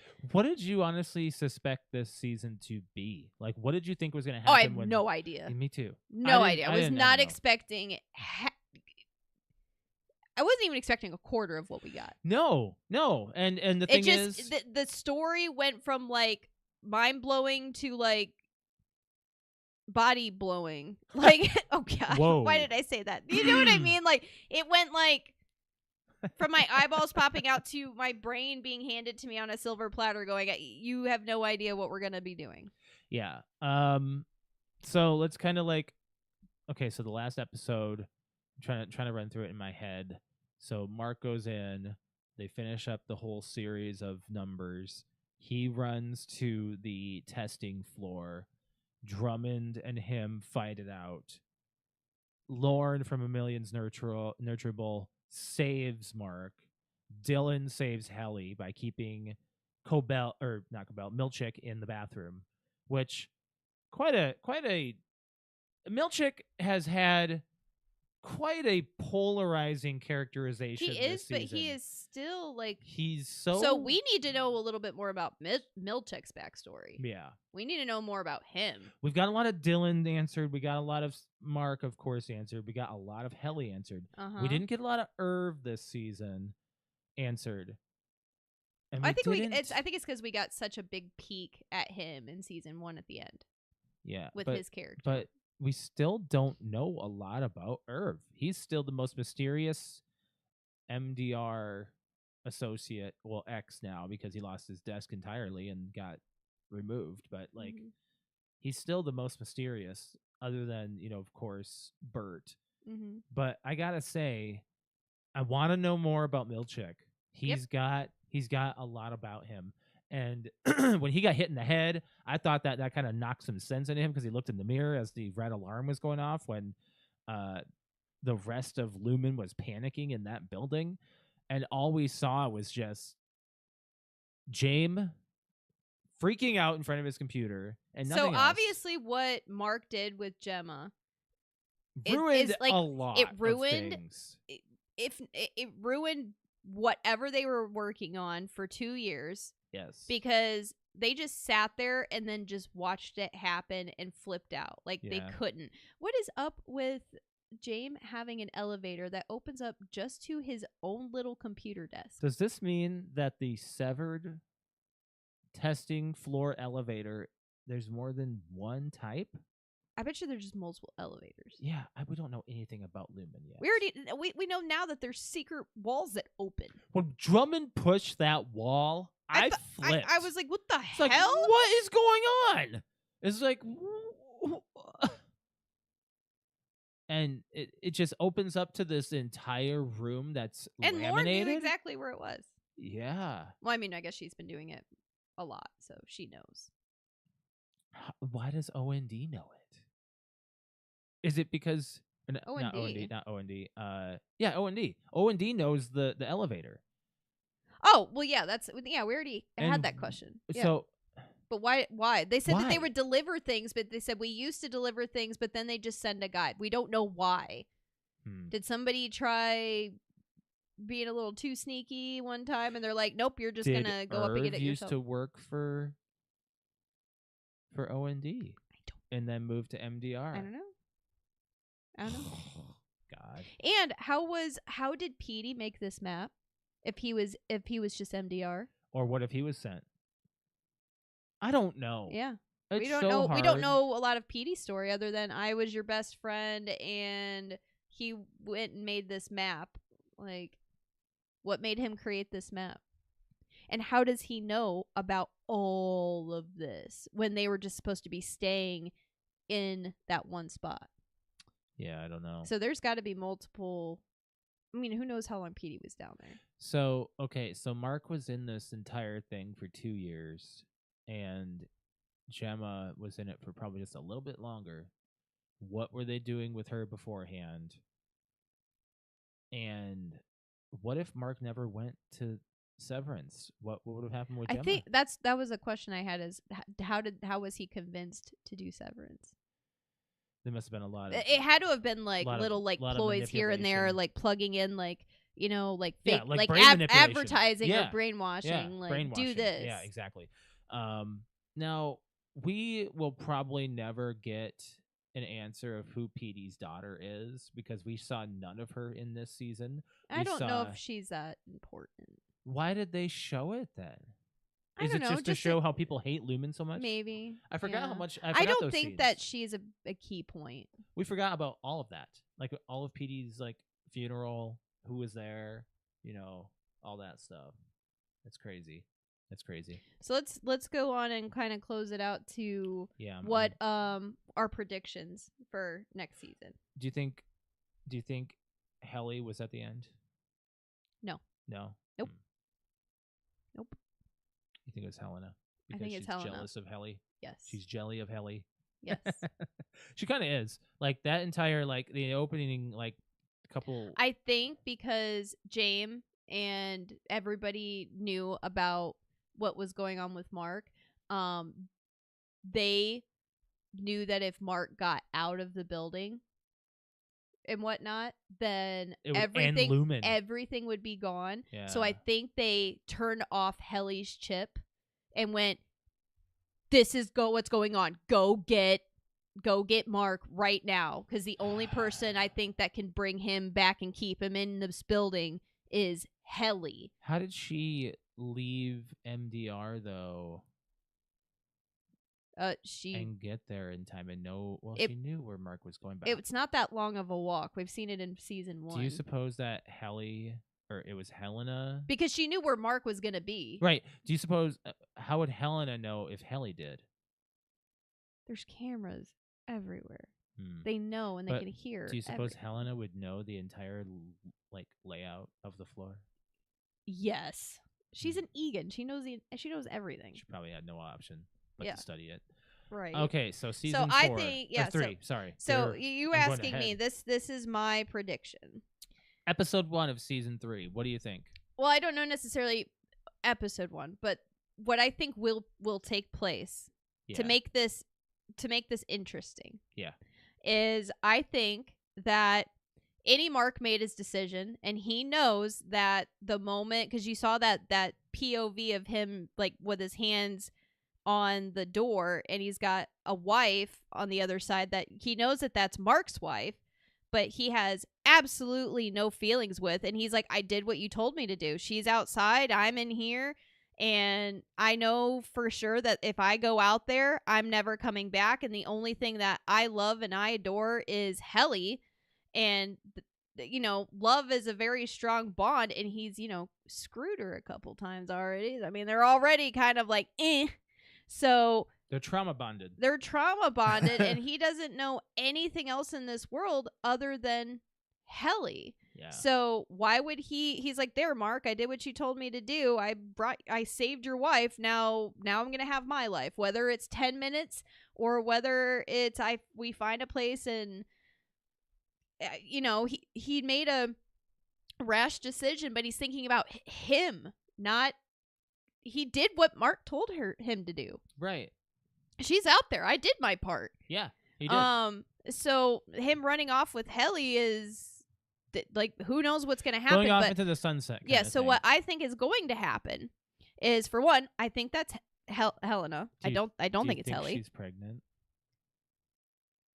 I can appreciate that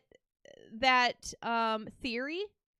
Because of all the egg splitting. I can appreciate that, but season. I also don't think that they would do that. It's hard to say. It's hard to say. It's hard to say. Why not? I don't know. I just don't know. Why not go that route, I don't know.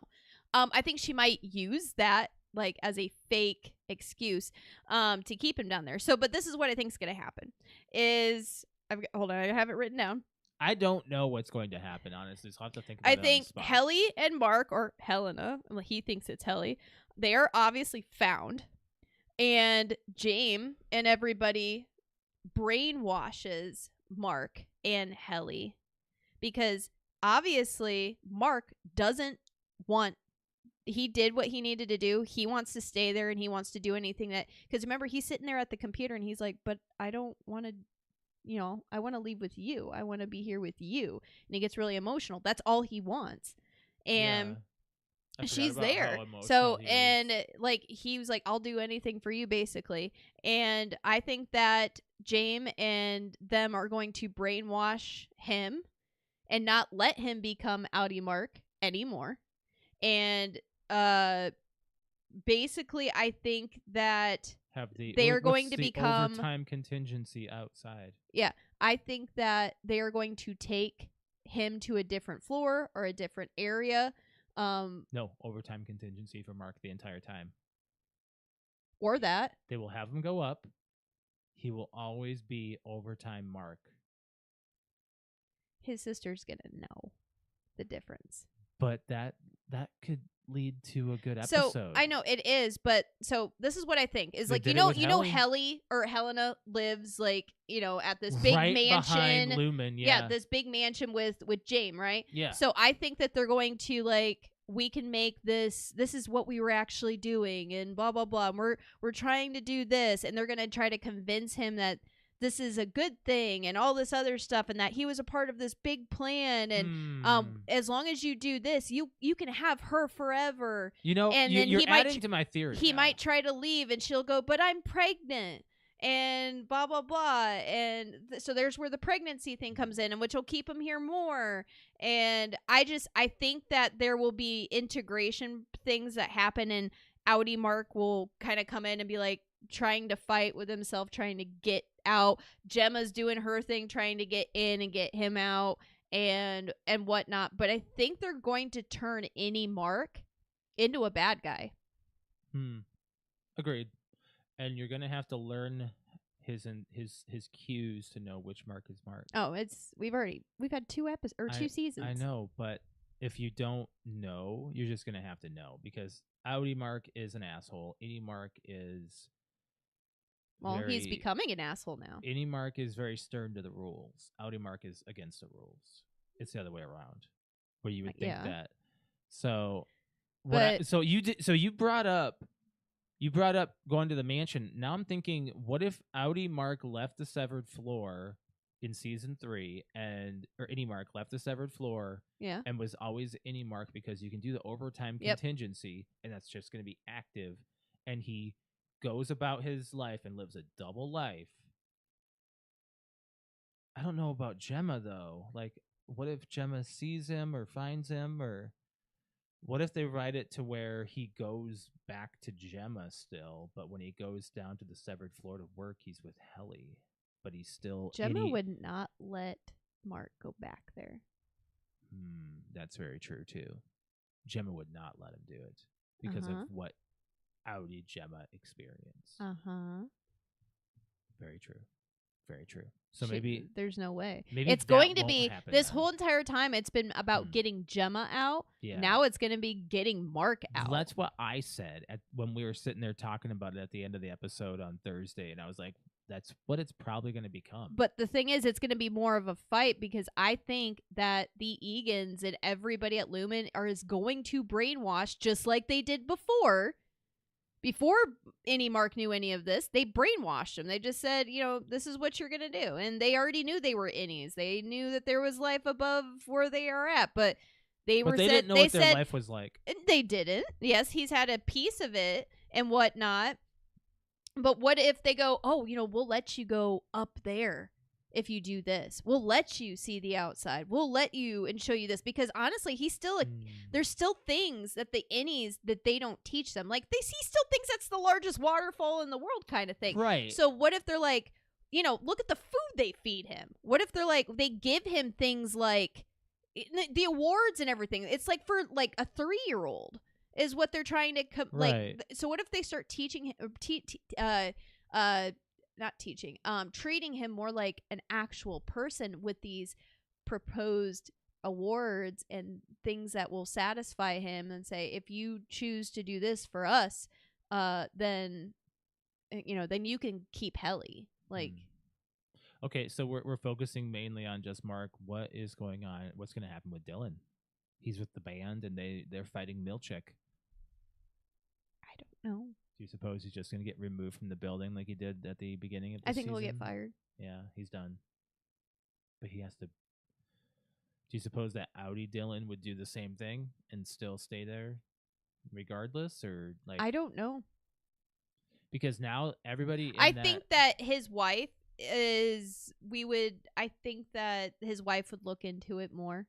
And then try to keep them involved in some way, because she's a 911 person. And what if she was responder or knows things and whatnot, and then finds out Gemma's back and she's alive and goes, oh my god, that like, and then they all have to work together. Like, what if she's tied to Gemma's death and they go... She could be. And she's like, oh my god, like, Gemma's alive, Gemma's out. We really have to look into Lumen. And, like, they all become part of the plan to get Mark out. I think we're going to see another... They're not just going to, like, kill off Dylan. I think we're going to see another, like, other members of the actual... Not the board, but the actual, like, human board. Like, I think there's other people that are going to come in because Drummond is now missing. Grainer's now missing. They're probably going to announce this and be like, all right, we need to find out what's happening. And it's going to be like more. And then maybe. Do you think that they will wrap it up with one more season? Or do you think that there will be. I think there will be 2 seasons. Like, you think there'll be 4 total? Yes. I think this next season is going to be about Gemma getting Mark out. And then the last season is going to be about taking Lumen down. And figuring out. And then maybe there's a cliffhanger at the end of 4 just because. But it's still going to be the end of the show. I don't want them to go past, like, a 5th season. No. Like, I don't want this to be, like, drawn out. I really want it to be... I mean, I don't think 3 seasons will be enough for the amount of digging we can do. But I also, if you're carrying it on for too long, the actors and actresses are going to get older. And they already did between 1 and 2. Oh yeah, there was already a change, especially with Dylan. He aged between 1 and 2 quite a bit. Helly lost weight and might have actually dyed her hair. It might be her real hair in this season. Cobell changed. She looks different. Yeah. Mark, of course, aged. Yeah, you can see it. So, like, whatever they need to do, they need to, like, film and... Are you afraid that, like, Christopher Walken's going to retire from acting before the seasons are done? I mean, he's pretty damn old. I hope he's getting up that there. He's able to, like, finish off this show. Let me look up Christopher Walken. I feel like he's, like, 80. Yeah, he's got to be. Why did it go to Snow White? You know, that's not what I care about right now, IMDb. Excuse me. Scrolling through Christopher Walken. He was born in 1943. Oh my gosh. That's crazy. It's old. Why didn't you just Google how old is Christopher Walken? He's 82. Yeah, I said 80. Jeez. Okay, so he's definitely, like, up there. He could finish out. I think he'll die. Like the character. Yeah. I think they would kill Bert. I think so because he took Irv out. Like, he took when they find out Irving's back or whatever, someone's gonna die. Or Irving's still alive. Yeah. Maybe they'll torture Irv or torture Bert, or they'll do something. I think that this next season is going to be all about Gemma's back story, and it's going to be about getting Mark out, of course. And I think that that Mark and Helly live in one of those houses that's maybe pointed out on PD's map, or maybe they live in Jamie Egan's house. I mean, who knows? Or not Jamie Egan. They could be living in the mansion. It'd just be any Mark going from car to car.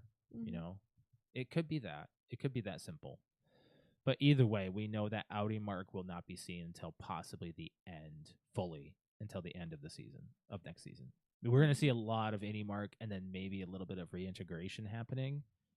But I don't know. Maybe I'm wrong. Maybe we'll see. Maybe this will all happen inside of 2 episodes. And then there's just so much more. Because this season went so far, we didn't even think that we were going to see Gemma again. And she had, like... I didn't even think they would get Gemma out. Yeah, I thought Gemma was gonna... I thought maybe Mark would get down there, he'd see her, and she'd be someone else, and they wouldn't recognize each other or whatnot. Like, all right, so you know how he goes into the room, and then she didn't know him, and she didn't know him, and he goes to pull her out, and she decides to stay in there because she flipped out and things. Like I thought it was that I thought she wasn't gonna come What's through that syndrome called? Where you're like the Stockholm syndrome. Stockholm syndrome. Yeah. I thought it was gonna be more like she was gonna back away Yeah, instead of maybe. like and be And like, you I would don't know never you. see Gemma and Audi Mark see each other. That would have been that would have been tougher writing, man. Yeah, but Could have gone that it way. is what it is, and they did a good job, and I'm happy and emotional that they got. They both know that they're alive, and Gemma knows Mark's alive. yeah, That's a big one. And that Mark didn't really remarry. And what what the doctor said. What the doctor said is her thinking that. Then why are they kissing and I don't know. And It's why is he covered in blood and doing stuff to try to get her out? There was no question about him being covered in blood at the end of the episode. Like no one, like neither of them cared. They were like, we need to get the fuck out of here. Neither Helly nor Gemma cared that Mark had blood all over him.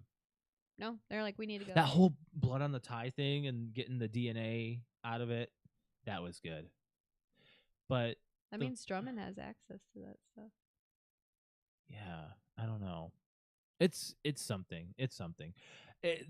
So all in all, wrap this up. I give this season a 9.5 out of 10. I agree. Yeah. Yep. There's a few times when there was a little bit of like, but very little, very little. Mm-hmm. Like I didn't care for Cobell's episode to be the entire episode. I feel like it was a little bit of a waste, but there was a lot of answers there. A lot of important things. Yeah. And the music was all good. The direction was all good. I don't think that this season could have gone any other way or like suggested to go any other way because we don't know how else it could have gone. So, yeah, very good episode or season. Very good show. All in all, this show, there's only 2 seasons of it. And there's a lot to unpack in every episode and every season. You've watched the first season 4 times. I've watched the first season 5 times. Every single time we've watched an episode of this last season, we've rewatched that episode again before the next episode. So we have rewatched this season practically twice, except for this last episode because it's still fresh in our minds. We will watch it again probably next week. Yeah, probably. And then maybe all in all, if we decide to do another rewatch before we move on to another show, we can, because we got Handmaid's Tale. You've got that coming up. We got Black Mirror coming up. And there's probably another show in there that we don't know about that's coming out soon too that we were talking about. Probably. I think there is. So yeah, Severance has been like the show, like staple. Like, you know how we always talked about Game of Thrones and Breaking Bad being these like awesome shows? Those shows walked so this show could run for real. Yeah. This show has pure cinematography, pure music, adrenaline. Even the weird music choices work. Oh yeah. The song, that slow song, I'll Be Seeing You, is so melodramatic and sad. It makes me just like, I just picture like sadness, like sad things because of this song and what it's attached to in this show. And that is good. That's good writing. So, and they had great direction. Ben Stiller being attached to it. That's a good name to be. He doesn't do everything. He does a lot of direction, but he doesn't do all the writing, and he didn't create the series. So, it's interesting how we got a look into the creator of the show. He worked at a door factory. Like that's where he started his actual, like, that's where he created the show. Gotta start somewhere. So you have to actually get it from experience, where he thought it was such a mundane task that he was like, man, I'd like to separate my work life from my home life and just not live this when I'm gone. So and then it goes from there. And yeah, this show, I can't recommend to anyone enough. As much as we've talked about it, we'll probably only talk about it maybe a couple more times on the podcast, the actual PTO Unlimited podcast, before it gets mentioned again when the next season comes out. But we've given pretty much, we've beaten this subject down to what we can, and we've talked about what we can about that. You didn't listen to the audiobook that came out of Rickon's book. Oh no. I did. I didn't listen to all of it. I listened to like 90% of it on Apple. I'm sure when we do like our travels and stuff, we can put it on. It's actually it's not like, okay, so you get Rickon's character and you think that he's just weird. Of course, he does have a weird like thing about him, but his writing, however they wrote the character, whoever wrote this book actually and kept him in character, and it's actually really good. It's really good. There's a lot of good writing to it. So I do recommend the audiobook that's out on Apple Music. They're, I don't know if it's their podcast section or what. You just would search the Severance book or whatever, and it's the UUR is what it's called. And it's only like the first couple chapters of his book, so it's an interesting take of marketing. So yeah, great series. What do you have anything else to say about Severance? No. No. I hate that it's on Apple TV and not that fact that people can't watch it, They don't get the opportunity to. It's worth a subscription. Yeah. Even if you just get it now just to watch it and then be done with it. Now that this season's done, you can binge 1 and 2. It's nice to have a little bit of time between 1 and 2 because you kind of get that anticipation of the next season. So, and we watch this episodes weekly, so we got separation between each episode. We didn't get the opportunity to binge it as much. Mm-hmm. So that might be something that we do just to see if we can read into the episodes a little bit more. But yeah, I think that all in all, watch the series. It's number 1 in our book right now. If you would like ask me what's my 5 favorite series, this, Breaking Bad, and Game of Thrones are definitely on it. I don't know. There might be a couple of others that I have to think about, but this is right now toppling for number 1. It's really there. It's really there. Series all in all, I would give it a 9.5 out of 10. Like, just watch the whole series. It's great.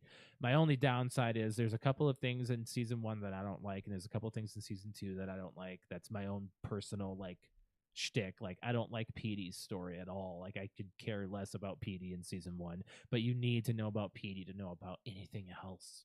So you have to. He started it. But like when you watch it, you're just annoyed with it because you just want to get onto Mark's story.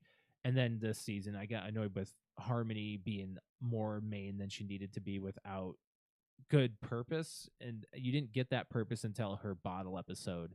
And then you really like, okay, you understand her, but she will never redeem herself in my brain because she just too many unforgivable things, I think. But yeah, it's a really good show. Check it out, guys. Apple TV. Can't really plug like that being like they're not a sponsor or anything, but I would say do it. Check it out. We should do our plugs though, before we get out of here, and just do our regular podcast outro of just a few things, our regular plugs, and get out of here. So go ahead and plug your Twitch if you're ready to do that. Yeah, if you'd like to watch me stream, it's twitch.tv/cute_kitty, KUTE_KITTI. I go live Friday, Saturday, and Sunday evenings, and we played some Gears of War Horde last night. Yeah. We're looking into getting into some Borderlands 2 with our friends to help them get through the story so we can move on. Yeah. And other than that, 3 eventually. I'll eventually be going back to COD once there's a new update. And other than that, we're usually on Marvel Rivals. Yep. And as far as my stream goes for Twitch, it's twitch.tv/Mr. L. That's spelt out Mr. MASTERL. And you can find me there usually on Thursday evenings and Saturday morning. I will be live Saturday morning this coming Saturday. I will not be on Thursday because I have travel to the office. So make sure you guys are checking out my streams. Normally play Marvel Rivals or Fall Guys, or we'll see what else there is. Maybe Warzone coming up, but make sure you're checking that out. As far as our podcast goes, we'd like if you hit the like button on this episode, special Aftercast episode, and subscribe to the PTO Unlimited podcast and hit the bell to be notified for when we're live. So as you can tell, this is not our normal episode. So we do go live from periodical other times, when we do special episodes. We are looking to do another Aftercast coming up this summer about Jurassic Park, because there is a new Jurassic Park coming out this July, and we're hoping to have Brett on that episode. So if you guys want to check that out, we're hoping to have another special episode here soon. We're this one for Severance was kind of more of a we thought about it towards the end of this season. We're like, maybe we should do a good like episode on this. If you'd like to follow us on our social media, we're on Facebook, Instagram, and Twitter. PTO Unlimited is what you'll search. Sorry, X for those that want to have the actual phrase of Twitter. X and PTO Unlimited _podcast on Instagram. And then also, if you want to follow me on Twitter, it is @ Mr. L. Cute _kitty.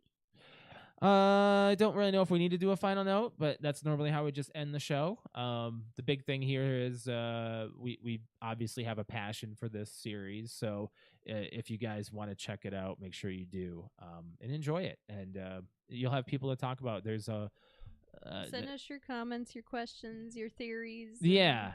For anyone that's watched the show, we'd love to hear anybody else's side. Like your thoughts on the show. Yeah, a lot of our friends are like, "Oh my gosh, they're talking about Severance again." There they go. Yeah, we know. But hey, it's that good of a show. But we're gonna get out of here, guys, and we'll have a new episode coming out here shortly, soon on our YouTube channel. I think that's next week. So yeah, make sure you guys are subscribed, and we'll have this audio out later on. All right, you guys have a good one. Bye, guys. Bye.